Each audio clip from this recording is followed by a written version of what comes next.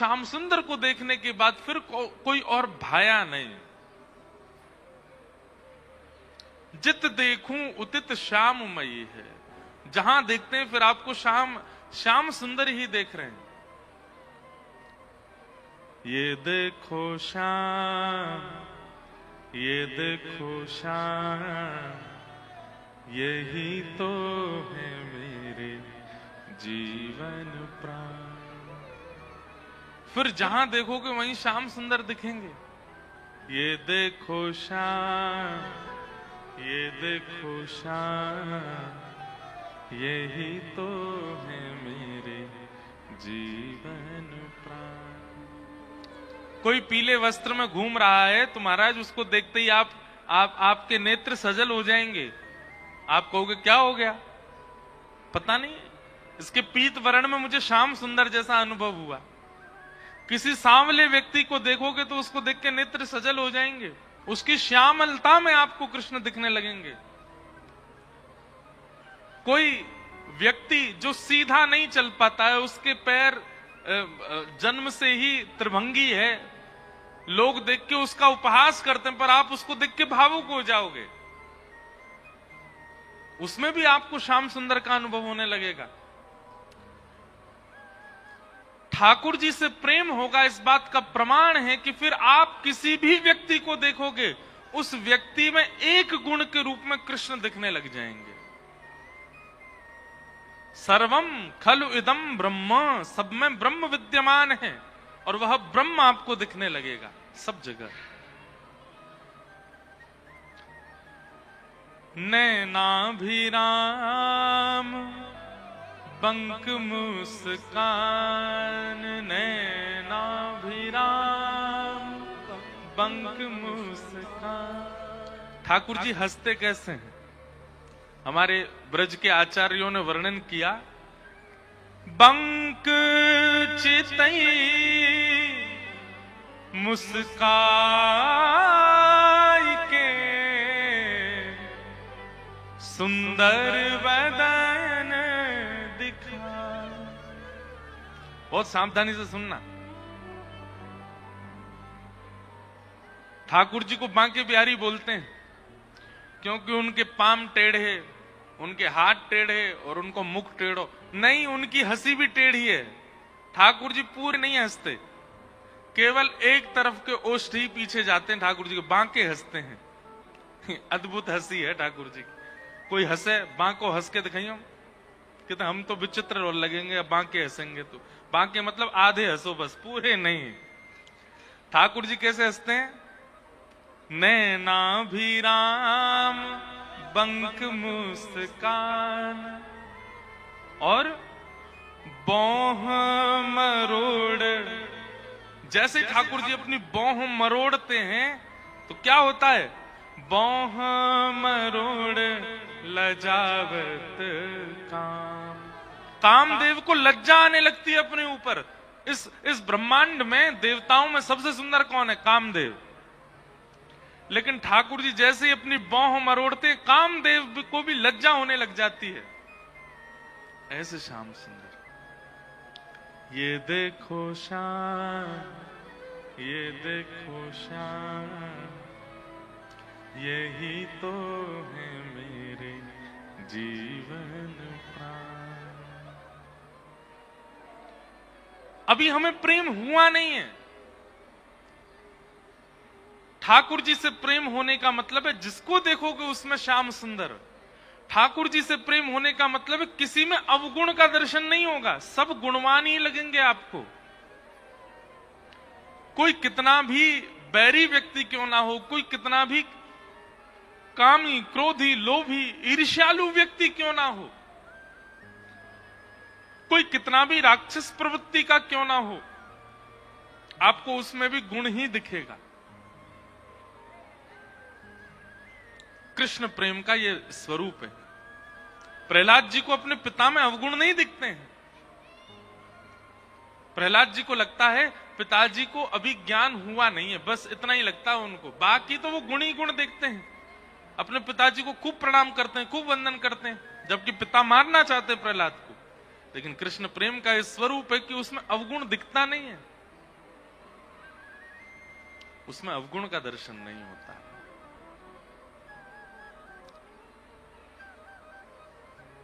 तो हमारा परम धर्म क्या है? प्रेम हो ठाकुर जी से, प्रीत हो ठाकुर जी से,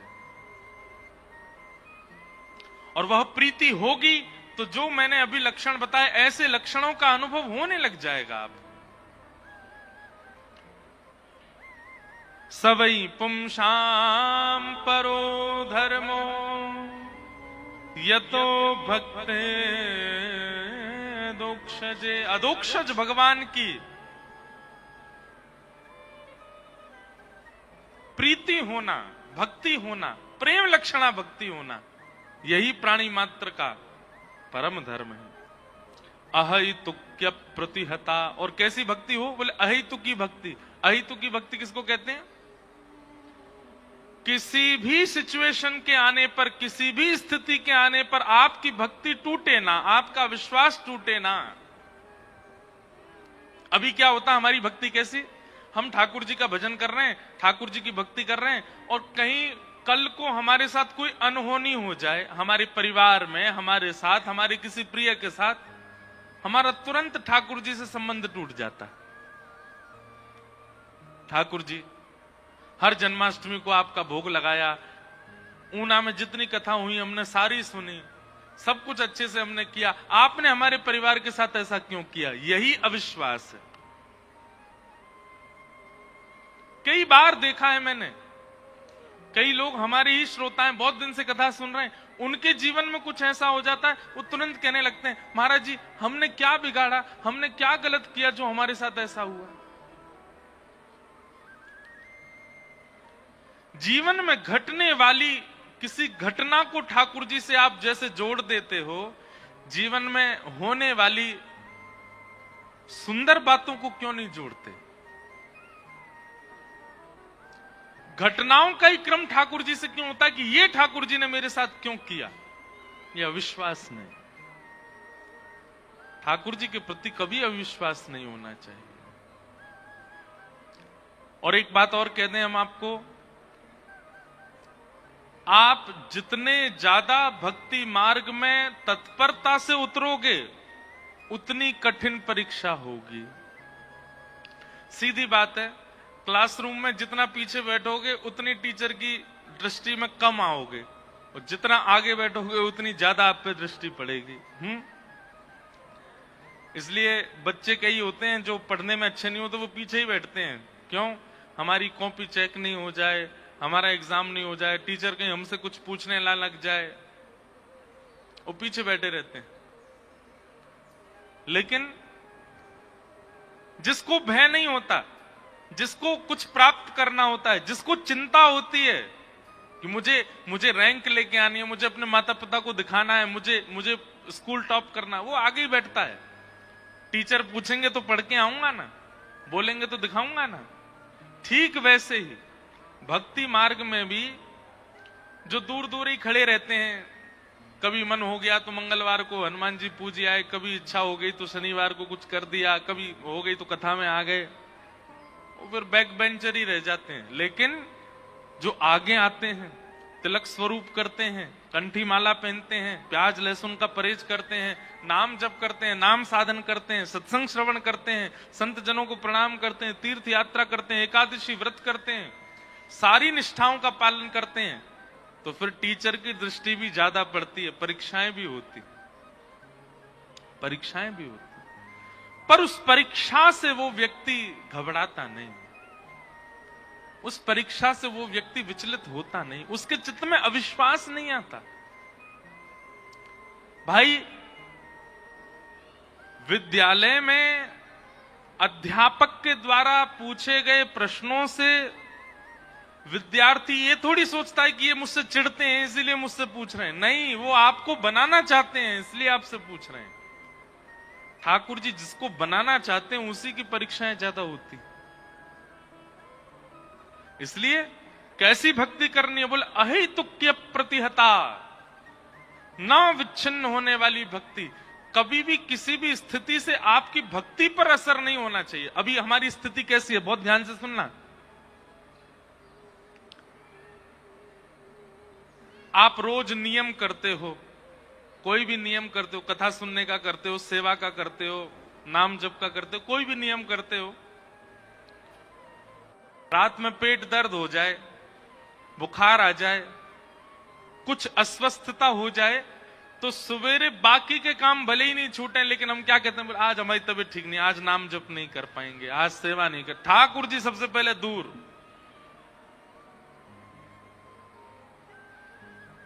हमारे जीवन की एक अव्यवस्था से हम सबसे पहले ठाकुर जी को दूर करते।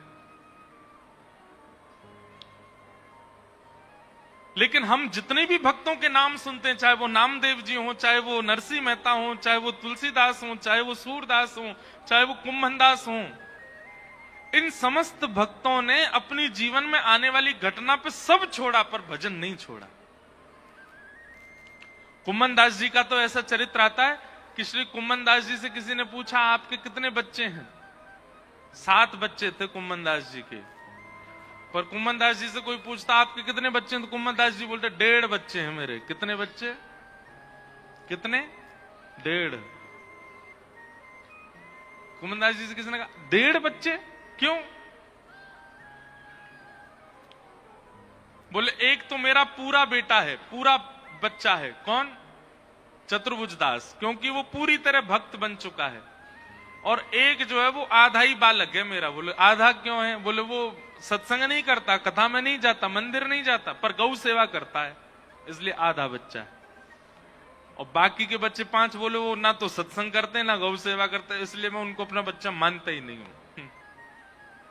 मैं केवल उन्हीं को अपना बालक मानता हूं जो ठाकुर जी की सन्निधि में। बताओ, इतने बड़े त्यागी हैं हम लोग ना। बेटा पी के आता है रात में, मां को पता चल जाता, फिर भी मां उसको स्वीकार ही करती है। बेटी कोई गलत क्रिया में पड़ जाए, बेटा कोई गलत क्रिया में पड़ जाए, फिर भी उसकी मां मानती है, बल्कि छुपाती है कि उसका कोई अवगुण है।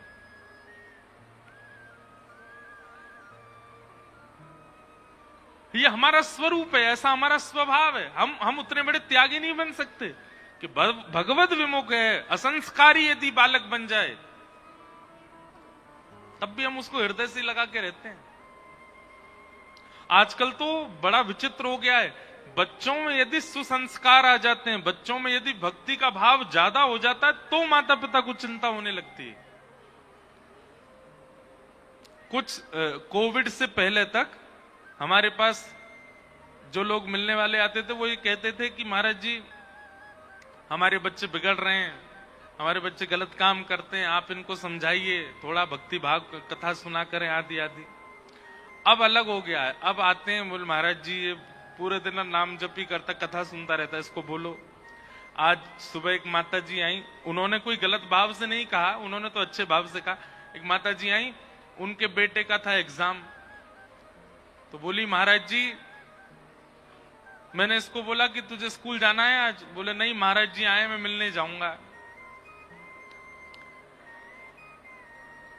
तो माँ ने कहा कि, बोले नहीं एग्जाम है, वो नहीं कर। बोले मैं गलत करके आ जाऊंगा अगर आपने भेजा तो, सब गलत सलत लिख के आऊंगा, मुझे लेके चलो, मिलाओ। तो उनकी शिकायत नहीं थी, वो तो अच्छे में ही बोल रही थी, देखो बच्चे आपके कथा सुनते हैं।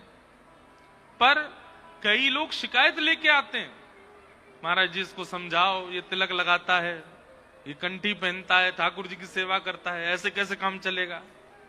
ये चिंता का विषय है, ये चिंता का विषय नहीं है, ये प्रसन्नता का विषय है। चिंता तो तब होनी चाहिए जब वो कुमार्गी हो।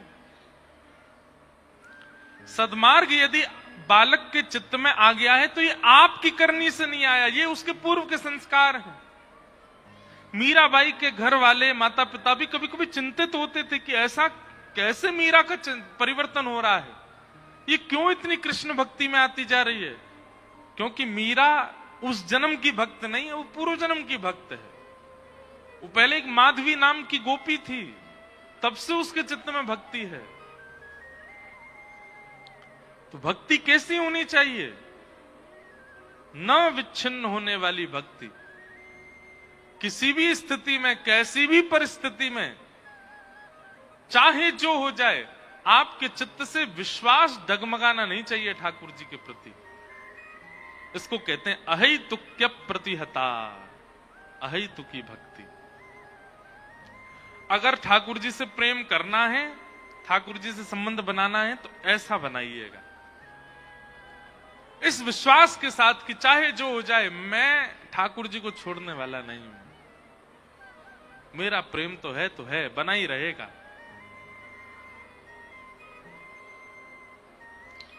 एक पद है, अब गाऊंगा तो नहीं मैं, पर उसका अर्थ थोड़ा सा कह देता हूं। रैदास जी का पद है। रैदास जी क्या कहते हैं? जो तुम तोड़ो राम, मैं नहीं तोड़ूं रे। आप भले ही मुझको तोड़ दो, आप भले ही मुझको छोड़ दो, पर मैं आपको नहीं छोड़ूंगा। जो तुम तोड़ो राम, मैं नहीं तोड़ूं रे। तो सो प्रीत तोड़ राम, कौन संग जोड़ूं रे।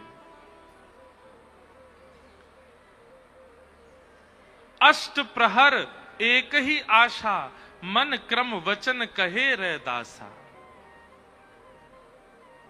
आप भले ही तोड़ दो, आप भले ही छोड़ दो, पर मैं आपको नहीं छोड़ूंगा। इसे कहते हैं प्रेम। और ऐसा प्रेम ठाकुर जी से हो तो साचो प्रेम हरि से हो तो मूरत बोलत काठ की। जीमो मारा शाम घनी, जिमावे बेटी जाट की। प्रेम ठाकुर जी से। हिमाचल की ये पावन भूमि, महादेव की ससुराल, देव आदिदेव महादेव, विश्व भर के आराध्य देव जहां बारात लेकर के ब्याने के लिए आए, ऐसी ये हिमाचल की भूमि है।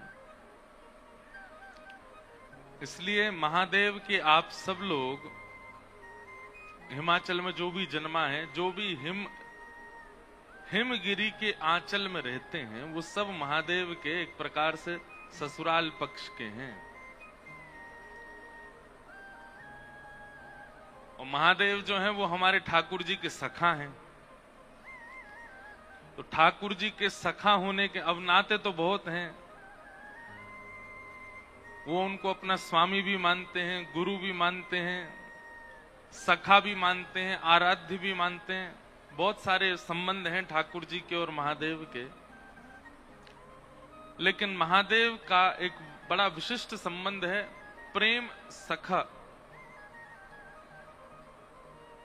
प्रेमत्व सखा श्री कृष्ण। तो अगर महादेव के सखा श्री कृष्ण हैं, तो कई बार सखा की ससुराल भी हमारी ससुराल होती है। बहुत ध्यान से सुनिएगा। कई बार हमारे मित्र की जहां शादी होती है, हम अगर वहां जाएं तो वहां के लोग भी हमको, जीजा जी के मित्र हैं तो वो भी जीजा जी होते हैं।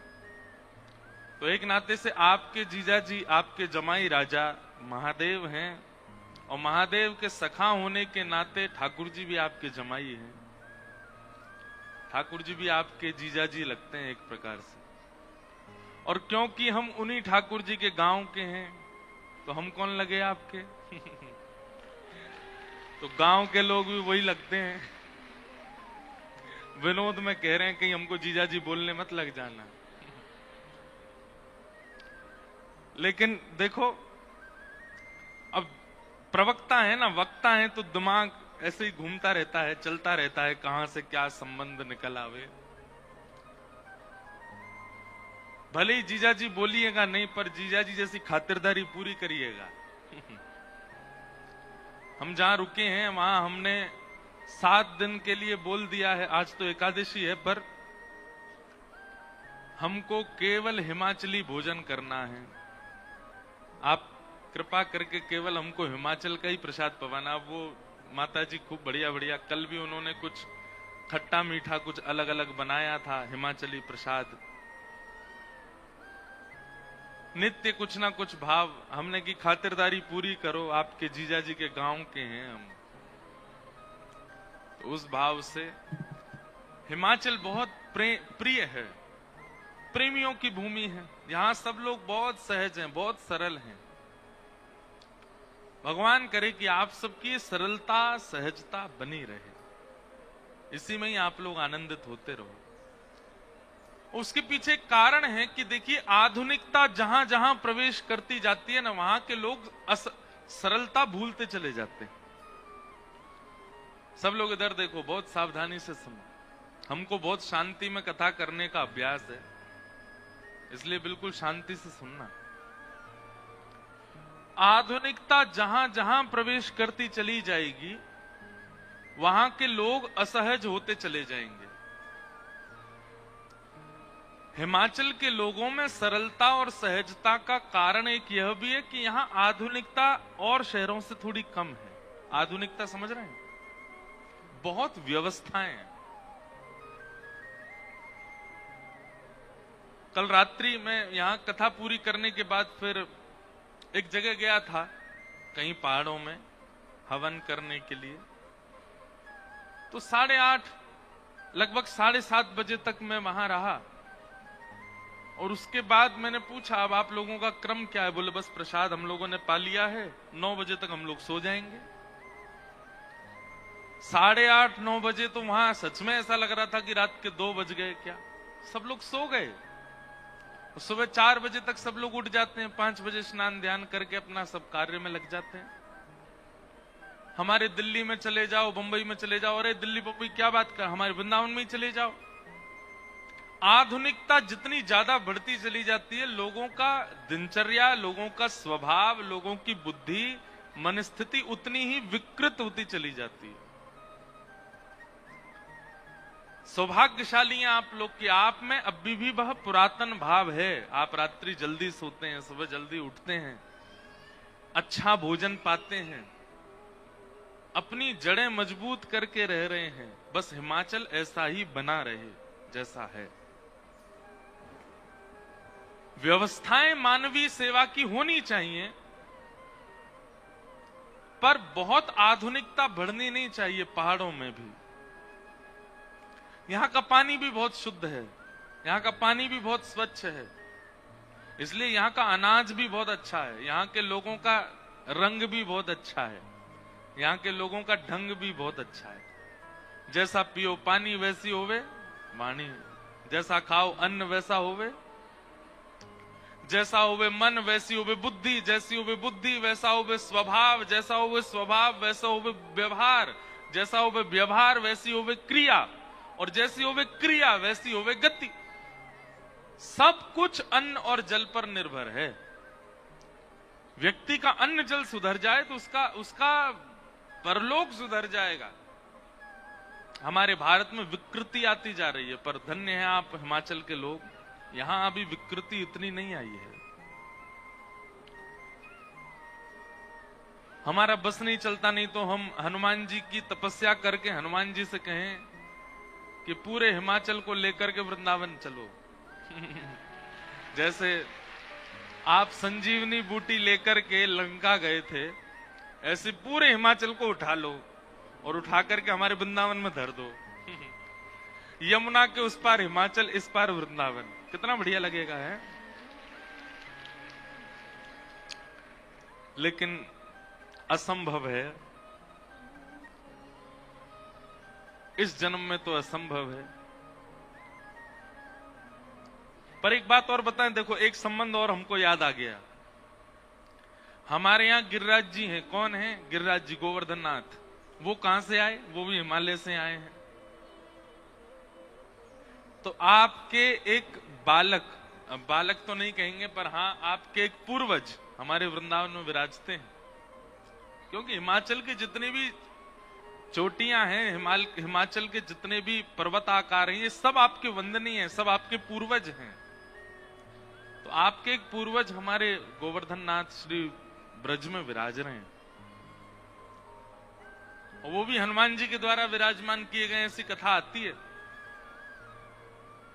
हनुमान जी लेकर के जा रहे थे, तभी सेतु बनाने के लिए पर्वत खंड लेके जा रहे थे, तभी दक्षिण से संदेश आया हनुमान जी को कि आप पर्वत मत लेके आइए, व्यवस्था हो चुकी है। तब तक हनुमान जी पर्वत लेके जा चुके थे।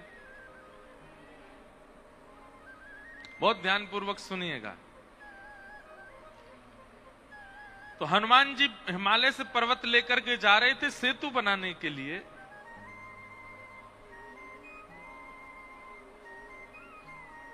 तभी दक्षिण से संदेश आया कि आप पर्वत मत लाइए, व्यवस्था हो चुकी है। तो हनुमान जी यथावत गिरिराज जी को रखने लगे। गिरिराज जी बड़े नाराज हो गए, तुमने हमको हमारे परिवार से दूर कर दिया। हम हिमाचल में रह रहे थे बढ़िया अपने परिवार के पास, तुम हमको वहां से उठा के क्यों लाए? और तुम ये कह करके लाए थे कि तुम राम जी की सेवा में हमको लेके जाओगे, और राम जी की सेवा में भी नहीं ले जा रहे हो। एक तो हमारे परिवार से दूर कर दिया, राम जी की सेवा भी नहीं, अब यहां बीच कहीं जंगल में हमको अकेला छोड़ रहे हो। या तो हमको वापस परिवार के पास छोड़ के आओ, या फिर राम जी के पास लेके चलो। हनुमान जी बोले, अब हम पास समय है नहीं और वहां आपकी जरूरत है नहीं, समय नहीं है, वापस कैसे छोड़ के आए, और वहां जरूरत नहीं है, आपको लेके कैसे जाएं। तुरंत हनुमान जी ने नेत्र बंद करके राम जी का ध्यान किया। बोले, भगवान ये पर्वत राज बड़े नाराज हो रहे हैं, आप कोई आज्ञा करो। तो प्रभु श्री राम ने हनुमान जी को आज्ञा करके कहा कि उन पर्वत गिरिराज को आप हमारा आश्वासन दे दीजिए, अगर अभी उनको सेवा में लाया जाएगा तो केवल हमारे चरणों का स्पर्श प्राप्त होगा, पर द्वापर में जब हम कृष्ण बनकर के आएंगे तो इनको मुकुट बना करके सिर पर धारण करेंगे। और केवल इतना ही नहीं, हम एक आश्वासन और देते हैं कि हमारे धारण करने के बाद श्री गिरिराज पर्वत मेरा ही रूप हो जाएगा। उनकी सेवा, उनकी पूजा, उनकी आराधना और मेरी आराधना में फिर कोई अंतर नहीं रहेगा। इसलिए आप आश्वासन उनको दे दीजिए, प्रतीक्षा करें। ब्रज की महिमा बढ़ाने के लिए उनको एक जंगल में विराजमान किया गया है, यही द्वापर में ब्रज कहलाएगा। इसलिए गिरिराज जी मध्यस्थ हैं, गिरिराज जी के चारों ओर ब्रजमंडल विराजमान है। गिरिराज जी से 7 कोस वृंदावन, 7 कोस बरसाना, 7 कोस नंदगांव, 7 कोस, सब 7 कोस में ही है।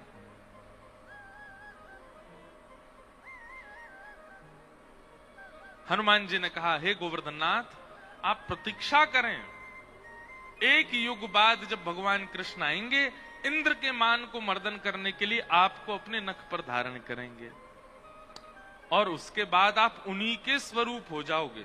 ये मुक्ति होती है 4 प्रकार की। एक सारूप्य मुक्ति होती है। सारूप्य मुक्ति का मतलब क्या है?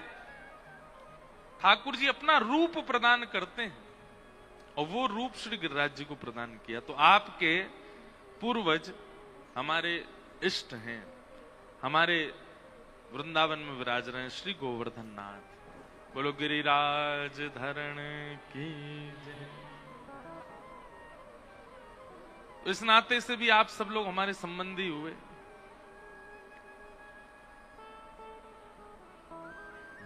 हमारी एक प्रार्थना है, हमने कल भी हमारे सब पंडित जियों से कहा था कि बस ये आगे वाली जो ये व्यास मंच के बिल्कुल नीचे वाली जो, इसको थोड़ा खाली रखिएगा।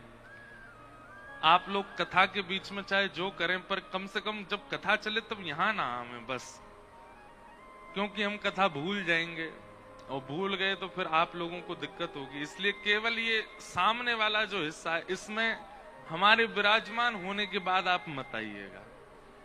कथा विश्राम के बाद आप लोग आ जाइएगा, पर अभी बस जब तक हम बैठे हैं तब तक केवल आप जहां हो वहीं बैठ के कथा सुनो। कई माताओं को तो अपनी फ्रेंड के पास बैठना होता तो यहीं से जाती हैं। कई अपने रिश्तेदारों को यहीं से ढूंढती हैं, तुम कहां बैठे हो? अच्छा वहां हो हमारे। व्यास मंच है, इसकी थोड़ी मर्यादा है, उसका थोड़ा पालन कीजिए। बोलो वृंदावन बिहारी लाल। अब मत कीजिए भैया, आप बैठ जाओ। जन्माद्यस्य तोऽन्वयादितरतः चार्थे स्वविज्ञ स्वराट् तेने ब्रह्म हृदय आदि कवये मुह्यन्ति यत्सूरयः तेजो वारिमृदां यथा विनिमयो यत्र त्रिसर्गो मृषा धाम्ना स्वेन सदा निरस्तकुहकं सत्यं परम धीमहि भागवत जी के प्रथम श्लोक में भगवान को वंदन किया, पर कैसे वंदन किया? बिना नाम कहे गुण बताते हुए। कई लोगों के गुण इतने प्रधान होते हैं कि उनके गुण से उनके नाम का रूप प्रकट हो जाता है। जैसे नाम नहीं बोलना पड़ेगा, गुण बोलने से उनका स्मरण अपने आप हो जाएगा। जैसे सत्यवादी कौन है? कौन है? हरिश्चंद्र। अब हमने गुण बोला, क्या बोला? सत्यवादी। केवल सत्यवादी बोलने से आपको उनका नाम अपने आप स्मरण में आ जाएगा। मतलब व्यक्ति का ये कर्तव्य होना चाहिए, व्यक्ति का ये नियम होना चाहिए कि अपना गुण इतना मांझे, इतना प्रधान कर ले कि उसका नाम ना बोला जाए, उसके गुण से उसका नाम प्रकट हो जाए। अभी क्या होता है कि हमारा नाम बोला जाता है तब हमारे गुण याद आते हैं, लेकिन गुण से हमारी स्मृति आ जाए। अच्छा, एक और बोले गुण। कृष्ण प्रेम दीवानी मीराबाई, अपने आप याद आ जाएगा। अब मीरा बोलने से तो बहुत कुछ याद आएगा, पर प्रेम बोलने से, कृष्ण प्रियसी बोलने से अपने आप मीरा की याद आ जाती है। तो यहां पर इन्होंने क्या किया? अपने गुण को इतना प्रधान कर दिया कि गुण से उनका स्मरण होता है, नाम लेने की आवश्यकता नहीं है।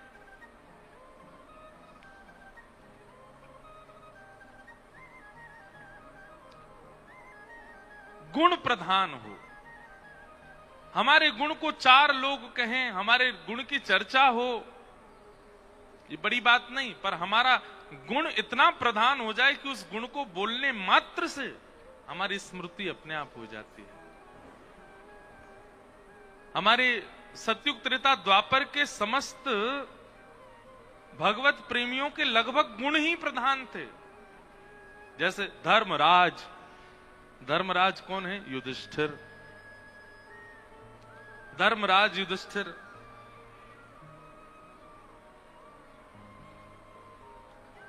बल की जब बात आती थी, अत्यंत बलवान कौन है? तो बोले भीम। अत्यंत स्नेही कौन है? तो नाम आता था किसका? अपने अर्जुन का।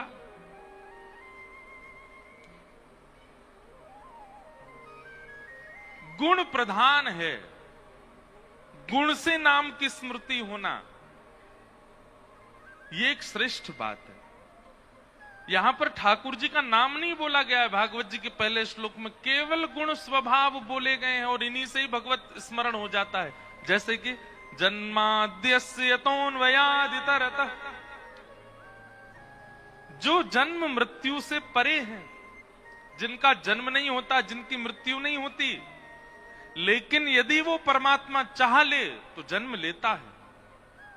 उनकी इच्छा पर निर्भर करता है जन्म लेना, उनको आवश्यकता नहीं है।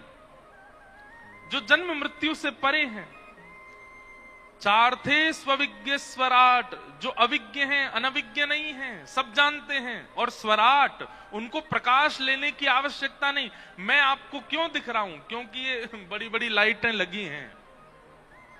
मैं आपको क्यों प्रकाश मानूं? क्योंकि सूर्य के प्रकाश से मैं दिख रहा हूं।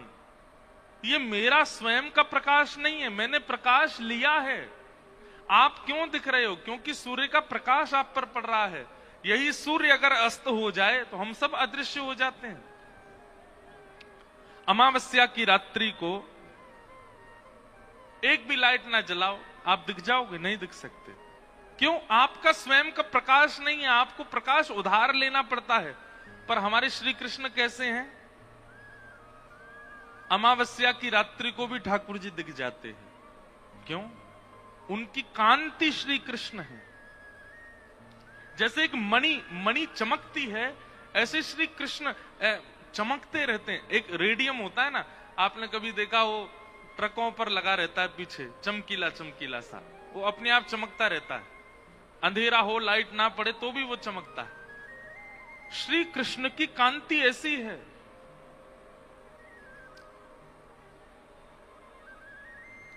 मुझे श्लोक याद नहीं, पर हमारे विल्व मंगल जी इस बात का वर्णन करते हैं कि ठाकुर जी कैसे हैं। बोले हैं वो श्याम, पर श्याम होते हुए भी प्रकाश एक अद्भुत सा उनमें से प्रकाशित होता रहता है। और ठाकुर जी कैसे हैं? बोले जितने ज्यादा अंधेरे में जाते हैं, जितने ज्यादा गहरे घनघोर अंधियार में जाते हैं, उतने ज्यादा और प्रकाशित होते चले जाते हैं। ऐसा ठाकुर जी का श्री अंग है, श्री वपुः। काले हैं ठाकुर जी, कृष्ण हैं, पर इसका मतलब बिल्कुल हमारे आप की तरह काले नहीं है कि हम तो अंधेरा में, गोरा व्यक्ति तो फिर भी चलो अंदाजा लग जाएगा यहां खड़ा है अंधेरे में, पर घनघोर काला व्यक्ति वो तो बेचारा अदृश्य ही हो जाएगा अंधेरे में, अमावस्या की रात में।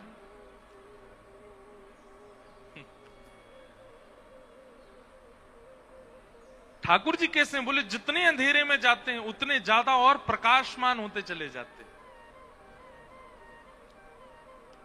स्वराट अपने प्रकाश से प्रकाशित हैं।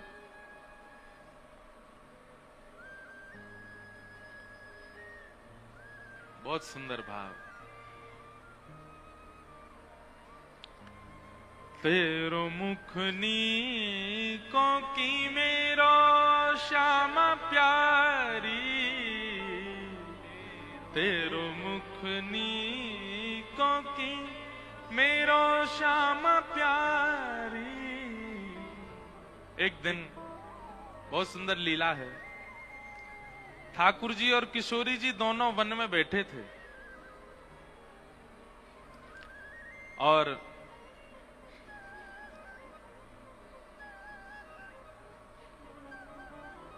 ठाकुर जी आरसी लेके आए। आरसी मतलब शीशा, एक दर्पण लेके आए और दर्पण में किशोरी जी से कह रहे हैं कि हे श्यामाजू, यूं बताओ हम दोनों में सुंदर कौन लग रहा है? आप सुंदर लग रही हो कि मैं सुंदर लग रहा हूं? सूरदास जी का पद है, मुझे बहुत अच्छा लगता है, कभी कभी गाता हूं कथा में, आप सब भी गाओ। ठाकुर जी दर्पण लेकर के बैठे हैं और अपने आप को और श्री जी दोनों को देख रहे हैं दर्पण में, और श्री जी से पूछ रहे हैं कि बताओ श्यामाजू, दोनों में सुंदर कौन लग रहा है? मैं सुंदर लग रहा हूं कि आप सुंदर लग रही हो? तेरो मुख नीको की मेरो श्यामा प्यारी, तेरो मुख नीको की मेरो श्यामा प्यारी, तेरो मुख नीको की मेरो श्यामा प्यारी, तेरो मुख नीको की मेरो श्यामा प्यारी। दर्पण हाथ लिए नंद नंदन,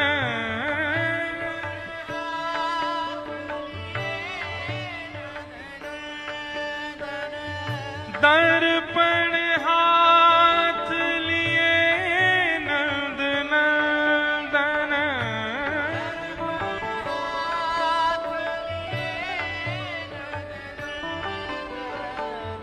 सांची कहो वृषभानु दुलारी, सांची कहो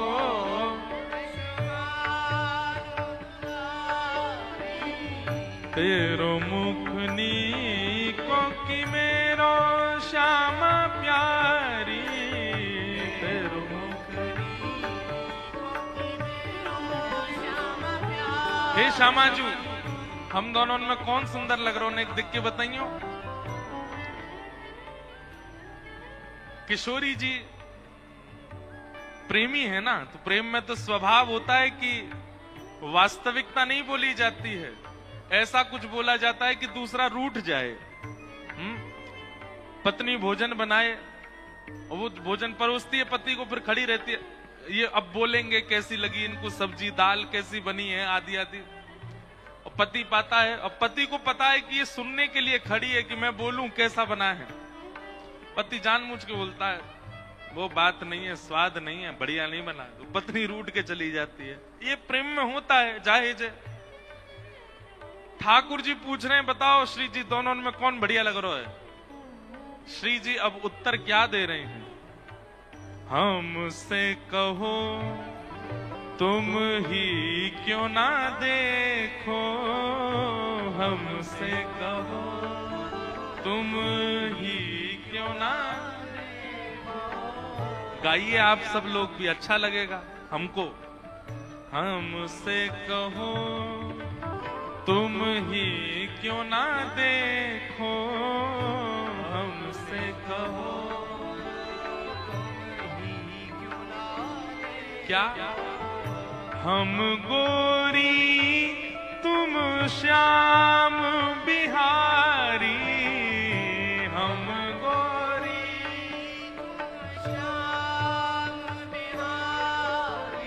किशोरी जी कह रही हैं हमसे क्या पूछ रहे हो, खुद ही देख लो। हम तो गोरी गोरी हैं और तुम तो श्याम हो, तुम तो काले हो। अच्छा, काले को अगर काला बोल दो तो बुरा मान जाता है।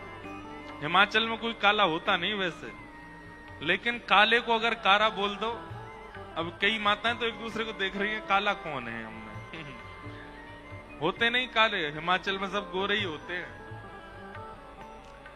किशोरी जी कह रही हैं हमसे क्या पूछ रहे हो, खुद ही देखो। हम गोरी हैं, तुम सांवले हो, तुम कारे हो। अच्छा, काले को काला बोल दो, थोड़ा बुरा तो लगता है, लेकिन इतना ही ठीक है, काला बोल दिया। अब तुम उसको और ज्यादा घनघोर बोलते जाओ, अरे भाई ये तो साक्षात अंधेरा है, ऐसा किसी को बोल दोगे तो बुरा लगेगा ना। श्री जी यहीं तक रुकी नहीं, अब क्या कह रही हैं? मेरो मुख जैसे चंद उजियारा, मेरा मुख जैसे चंद उजियारा, मेरा मुख जैसे चंद उजियारा,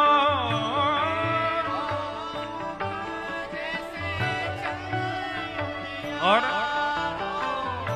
तुमरो मुख जैसे रैन अंधियारी, तुमरो मुख जैसे अंधियारी, तेरो मुख नीको की मेरो श्यामा प्यारी, तेरो मुख नीको की मेरो श्यामा प्यारी, तेरो मुख नीको की मेरो राधा प्यारी, तेरो मुख नीको की मेरो। महाराज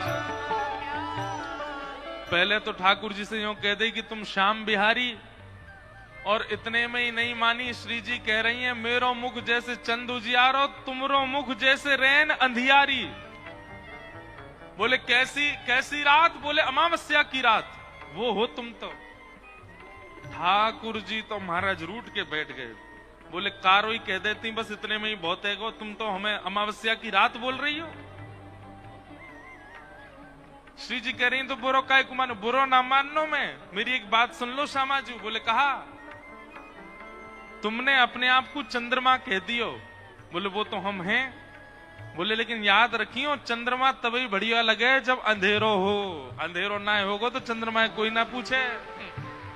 हे श्यामाजू, भले ही तुम चंद्रमा बनी रहो, लेकिन तुम्हारे रूप की शोभा तभी तक है जब तक मेरे बगल में। तो ठाकुर जी हमारे भले ही श्याम वर्ण के हैं, पर ठाकुर जी की कांति काली नहीं है, स्वराट प्रकाशमान। वो अंधेरे में भी खड़े हो जाते हैं तो वहां भी दृश्यमान रहते हैं, वहां भी उनकी छवि दिखती रहती है। तेने ब्रह्म हृदय आदि कवि मुह्यन्ति यत् सूरयः। आदि कवि ब्रह्मा को भी जो अपनी लीलाओं के द्वारा ज्ञान दे देते हैं, बड़े बड़े इंद्रादि देवताओं को भी अपनी लीला पर मोहित कर लेते हैं। तेजो वारि मृदाम यथा विनिमयो यत्रत्र सर्गो मृषा। पृथ्वी जल अग्नि वायु आकाश जिनके अधीन हैं, और इन पंच तत्वों से जो पूरी सृष्टि को बनाते हैं, जो सबको सच लगती है पर है नहीं। अमृष ये पूरी सृष्टि, पूरा संसार मिथ्या मात्र है, पर हम लोगों को सत्य की तरह प्रतीत होता है।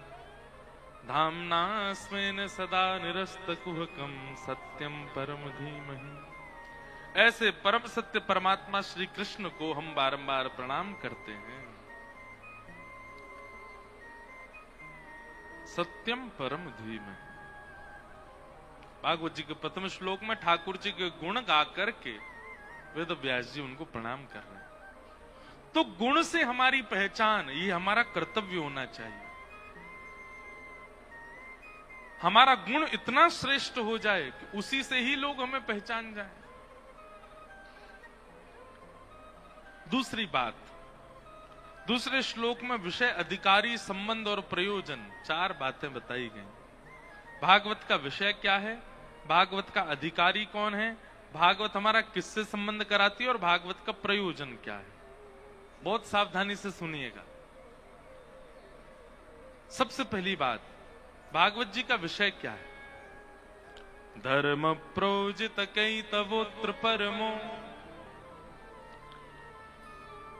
परम धर्म के प्रति हम आप सब लोगों को अग्रसित करना, ये भागवत का विषय है। एक बात बहुत ध्यान से सुनिए, सब लोग सुनिए, इधर देखिए। विषय क्या है, परम धर्म की ओर हम सबको अग्रसर करना। धर्म और परम धर्म 2 बातें हैं। आप भोजन करते हैं, ये धर्म है। आप जलपान करते हैं, ये धर्म है। आप सोते हैं, ये धर्म है। आप स्नान करते हैं, ये धर्म है। आप कर्म करते हैं, ये सब धर्म है। आप अपने परिवार का पोषण करते हैं, गृहस्थाश्रम का पालन करते हैं, ये सब धर्म है। सीधी बात, जीवित अवस्था में देह के उद्धार के लिए जो कर्म किए जा रहे हैं वो सब धर्म है। पर देह के अंदर विराजमान जो सूक्ष्म आत्मा है, उसकी शांति के लिए, उसकी प्रसन्नता के लिए, उसके कल्याण के लिए जो कर्म किए जाते हैं वो परम धर्म है। आप स्नान करते हैं, उससे आपकी आत्मा को कोई लाभ नहीं होता। आप भोजन करते हैं, उससे आपकी आत्मा को लाभ नहीं होता। आप सोते हैं, उससे आपकी आत्मा का लाभ नहीं है। ये सारे धर्म कहलाएंगे जहां पर देह प्रधान है। परम धर्म क्या है, जहां आत्मा प्रधान है, जहां पर चित्त में भीतर विराजमान जो सूक्ष्म, जिसकी वजह से हम जीवित हैं, उस आत्मा के कल्याण के लिए जो कर्म किए जाते हैं उसको परम धर्म कहते हैं। आप लोग कथा सुन रहे हो, ये कथा सुनना क्या है, धर्म है कि परम धर्म है? क्यों? क्योंकि यहां आत्म पोषण हो रहा है। कथा सुनने से आत्मा पुष्ट होती है। कथा सुनने से जो संतुष्टि आपको चित्त में होती है ना, आप सिर हिला रहे हो, आपके मुखमंडल पर प्रसन्नता है, आप स्वीकार कर रहे हो, एक अद्भुत शांति जैसी मिल रही है। अव्यवस्था है, लोग आ रहे हैं, जा रहे हैं, कोई उठ रहा है, कोई बैठ रहा है, कोई कुछ कर रहा है, कोई कुछ कर रहा है, लेकिन इन सब के बीच में भी आप, अब देखो जैसी स्थिति अभी यहां की है, ऐसी स्थिति अगर पिक्चर देखने में हो जाए तो व्यक्ति भाग जाएगा या फिर हल्ला करेगा, ए भाई पिक्चर देखने दो हमको ध्यान पूर्वक। आप पिक्चर देख रहे हो, सामने वाला खड़ा हो जाए, सामने वाला पानी पीने लगे, सामने वाला अपने दोस्तों को बुलाए, इधर आ जाओ, यहां बैठो मेरे पास, तो आप लोग क्या करोगे? भाई हमने 400 रुपए की टिकट खरीदी है तुम्हारा हल्ला सुनने के लिए, बैठो नीचे। लेकिन अब कथा में देखो, कोई माताजी उठ जाती हैं, कोई उबासी ले रही हैं, कोई सो गई हैं, कोई पानी पी रही हैं, लेकिन इस सब के बीच भी आप सब कैसे हो? जो सुनने वाले हैं प्रसन्न मुद्रा, फिर भी सुन रहे हैं, फिर भी अच्छा लग रहा है, फिर भी आनंद आ रहा है। क्यों? क्योंकि पिक्चर देखना भी एक प्रकार से देह सुख है। कथा सुनना देह सुख नहीं है, ये आत्म सुख है। और आत्म सुख जब मिलता है, आत्म पुष्टि जब होती है, आत्म तुष्टि जब होती है, तब देह को मिलने वाली परेशानियां हमारी नजरअंदाज हो जाती हैं, हमको उन पर ज्यादा फर्क पड़ता नहीं। आप कहोगे तो महाराज जी आपको क्यों फर्क पड़ जाता है आपके सामने कोई आ जाए तो? हमारे ऊपर तो फर्क इसलिए पड़ता है कि हम सुनाने वाले हैं। 5000 लोग बैठ करके सुन रहे हैं, एक एक की जिम्मेवारी हमारे ऊपर है। हमको तो बहुत ज्यादा केंद्रित ध्यान, श्रोता से ज्यादा कठिन है वक्ता बनना, क्योंकि बोलना भी पड़ता है और अपनी कही गई बात स्वयं सुननी भी पड़ती है। हम क्या बोल रहे हैं?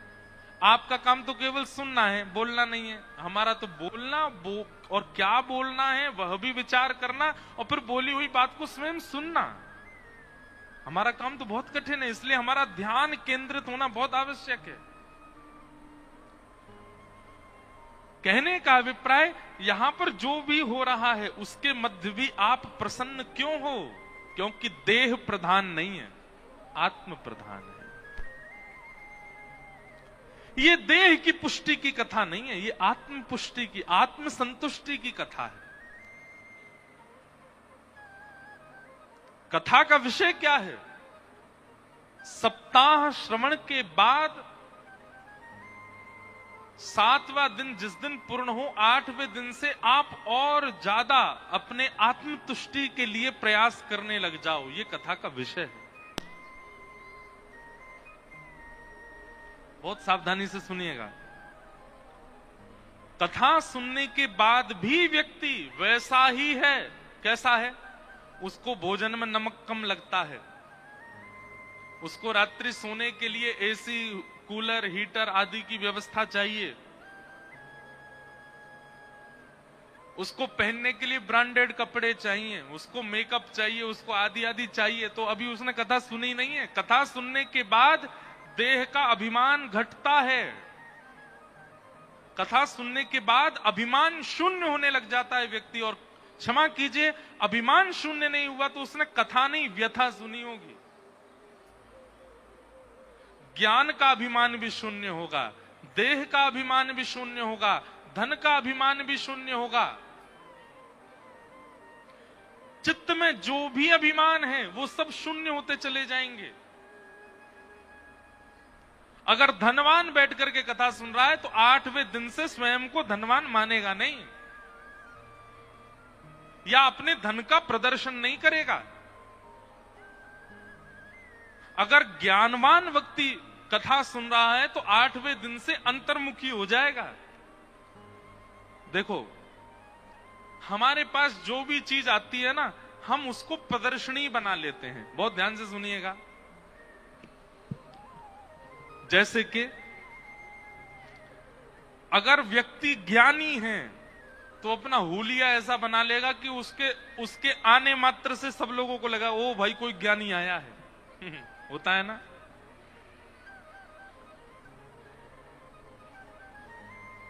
अपना हुलिया ऐसा बना लेता है कि उसको देखने मात्र से लगता है कोई ज्ञानी आ गया। इतनी सारी माला गले में पहन लेंगे, एक तिलक काफी हो सकता है पर 5-6 तिलक लगा लेंगे यहां पे, जटा जूट आदि सब धर के। किसी के रूप स्वरूप की निंदा नहीं है, पर हम एक बात कह रहे हैं, कई बार ज्ञान जब छलकने लगता है ना बाहर, तो वो आपके स्वरूप में, रूप में। उनसे कहोगे यहां बैठ जाओ, इधर नहीं बैठेंगे, पहले आसन लगाओ, सफेद कपड़ा बिछाओ, तब बैठेंगे। ऐसा भोजन नहीं पाएंगे, हमारे लिए विशेष रसोई में बना के लाओ, ऐसा बनाओ, हाथ धो, ये करो वो करो। बेचारे आदमी सब घबरा जाते, बोले बोले ओ भैया बहुत बड़ा ज्ञानी है। लेकिन ऐसा व्यक्ति यदि कथा के आश्रय में आ जाएगा, मूल रूप से, वास्तविक रूप से अंतर्मुखी हो जाएगा, तो ज्यादा प्रदर्शनी में नहीं रहेगा वो। ऐसी धनवान व्यक्ति होता है, धनवान व्यक्ति क्या कर लेता है, 5-6 प्रकार की जंजीर पहन लेगा गले में। जंजीरी होती है ना सोने की। और महाराज बढ़िया सुंदर रोल्स रॉयस चला रहा है, बढ़िया महंगी गाड़ी में उतरेगा, 50-60 हजार रुपए के जूते पहन रखे हैं। हमारे पंजाब के भाई लोग तो ब्रांड तो महाराज पूछो ही मत। दुनिया की ऐसी कोई ब्रांड नहीं जो पंजाब में नहीं मिलती। क्यों? वहां पे इतनी होड़ है पंजाब में कि कई बार अगर ब्रांडेड 50,000 का है तो उसका नकली बनवा लेंगे, वो 500 रुपए वाला, उसको पहन के डोलेंगे, दिखना चाहिए कि हमने ब्रांड पहना है। एक बार मैं कहीं जा रहा था, होशियारपुर में कथा थी पिताजी की, तो वहां से कहीं जा रहा था तो एक कम से कम नहीं तो महाराज 25-30 फीट लंबी गाड़ी, बड़ी लंबी गाड़ी, पहली बार देखी मैंने कहा भाई भारत में इतनी लंबी गाड़ी आ गई। बाद में पता चला कि वो सुजुकी की गाड़ी थी, उसको मॉडिफाई करवाया, इतना लंबा चौड़ा, उसमें बेस बज रहे हैं महाराज, धुआंधार गाने बज रहे हैं, ओ कुड़ी केंदी एंदी पेंदी गाने चल रहे हैं, और भीतर बैठे काला चश्मा महाराज, ये दाढ़ी विचित्र सी, यहां बाल ही नहीं है, बीच में ही खड़े हैं बिल्कुल।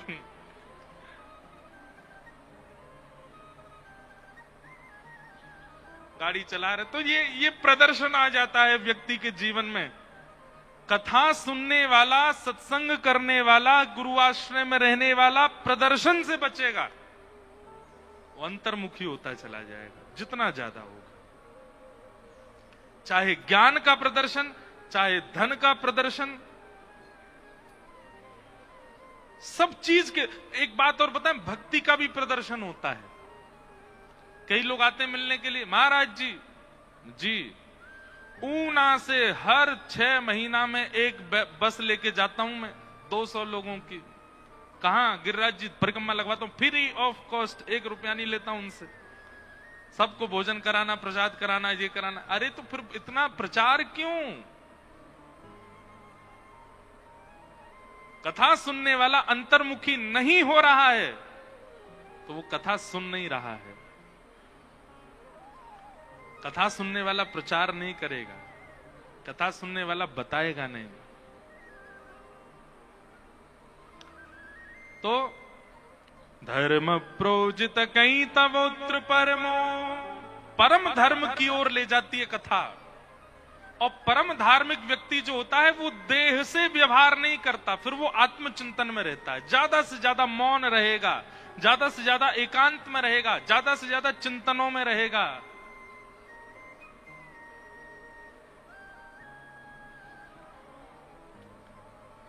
तो विषय क्या है? परम धर्म की ओर चलना। भागवत का अधिकारी कौन है? सबसे विशेष बात, भागवत का विषय, भागवत का संबंध, भागवत का प्रयोजन, ये सब तभी सार्थक होंगे तो अधिकारी कौन है? भागवत सुनने का अधिकार किसको है? भागवत कहने का अधिकार किसको है? भागवत कराने का अधिकार किसको है? तो कहते हैं निर्मत सराणाम सताम, जिसके चित्त में मात्सर्य दोष नहीं है। बहुत सावधानी से सुनिएगा, मात्सर्य किसको कहते हैं? ईर्ष्या। किसी का गुण सुन करके, किसी का रूप देख करके, किसी का वैभव देख करके, किसी की संपत्ति देख करके, किसी की उज्जवलता देख करके जो आपका मन विचलित होता है, इसको ईर्ष्या कहते हैं, इसी को मात्सर्य दोष कहते हैं। और मात्सर्य दोषी व्यक्ति ना कथा सुनने का अधिकारी है, ना कथा कहने का अधिकारी, ना कथा कराने का अधिकारी।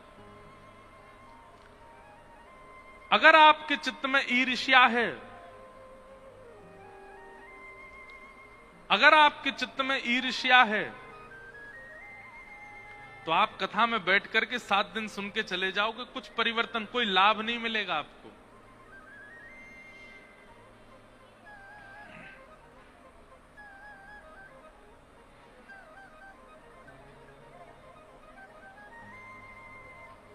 ईर्ष्या नहीं।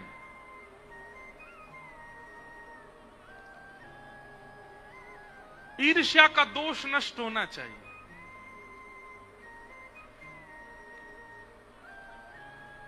एक व्यास जी कथा सुना रहे थे और अपनी कथा के मंगलाचरण में उन्होंने गीता जी का श्लोक गाया। उस श्लोक में आया दोग्धा गोपाल। एक श्रोता बैठ करके सुन रहे थे, उन्होंने जैसे ही सुना दोग्धा गोपाल, तुरंत श्रोता के कान खड़े हो गए, आंखें खुल गईं। 1 दिन, 2 दिन, 4 दिन, 5 दिन, 7वां दिन, पहले दिन कथा में 500 लोग थे, 7वें दिन अकेले वही बचे, बाकी सब चले गए, उनका मन नहीं लगा कथा में। व्यास जी इतने खुश हो गए, भाई सब छोड़ छोड़ के चले गए कथा, तुम नहीं गए, तुमको कथा बहुत अच्छी लगी। क्या अच्छा लगा तुमको कथा में? बोले कथा में तो कुछ अच्छा ऐसा था नहीं, पर आपने पहले दिन 2 गधाओं की बात करी थी, मैं 6 दिन से वही प्रतीक्षा कर रहा हूं, ये 2 गधा हैं कौन? व्यास जी ने चरण पकड़ लिए, बोले एक तुम हो, दूसरा मैं हूं।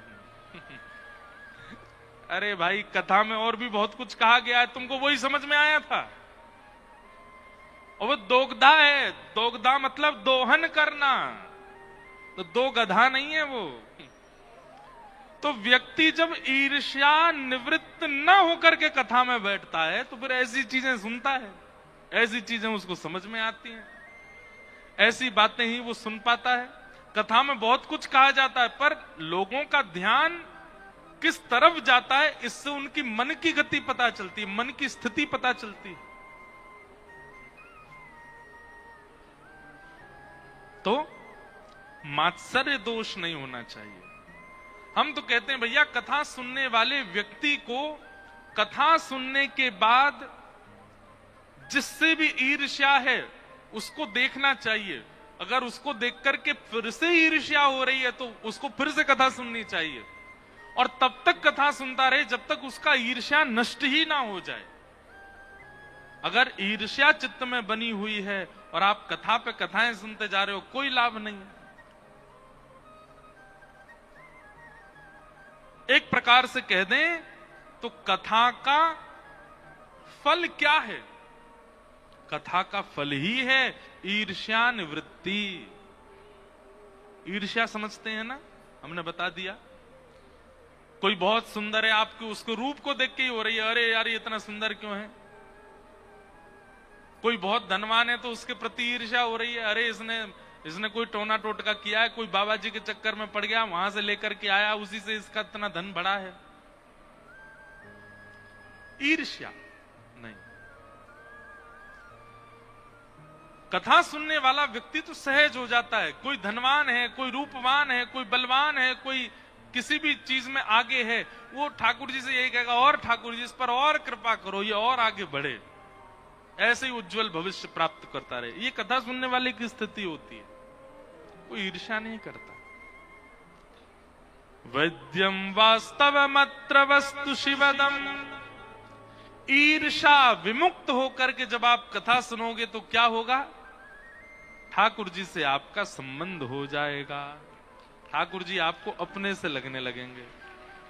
और एक और बात, आपका संबंध नहीं होगा, आप संबंध नहीं बनाओगे, ठाकुर जी आपसे संबंध बना लेंगे, ठाकुर जी को आप प्रिय लगने लग जाओगे।